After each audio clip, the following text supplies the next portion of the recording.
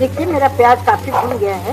वैसे फ्रेंड्स आज ये लौकी इसलिए बन रही है कि हमारे बच्चे जो है लौकी नहीं पसंद, लौकी तरोई कद्दू उससे इन लोगों को एलर्जी है। तो आज ये लौकी ऐसी बनाई जा रही है कि जिसको नहीं पसंद वो भी मांग मांग के खाएगा, समझ ही नहीं मिलेगा कि लौकी है। तो इस लौकी को अभी हम इस तरह से फ्राई करेंगे कि आपको पता ही नहीं चलेगा कि ये लौकी है।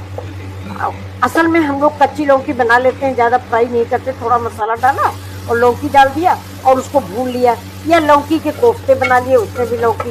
तो हमारे घर में बच्चे ऊब गए, कहने लगे जब देखो तो लौकी, जब देखो तो लौकी तरोई कद्दू, लौकी तरोई कद्दू है। अब आज हमारे सवेरे सवेरे मेरे बिटिया बोलने लग गई कि दिन भर देखती हो आप वीडियो, संजीव कपूर खाना खजाना, निशा मधुलिका, और इसके बाद आप शाम को लौकी उबाल के रख देती हो।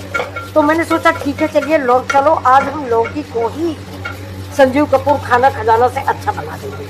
तो ये देखिए लौकी हम भून रहे हैं, आप बताइएगा कि ये संजीव कपूर खाना खजाना से अच्छा बना या नहीं। ये देखिए आज मैंने उसको चैलेंज किया है कि देख लो मैं सारे शेफों से अच्छी लौकी बनाऊंगी, तुमको पता नहीं चलेगा कि लौकी है लेकिन तुमने देख लिया।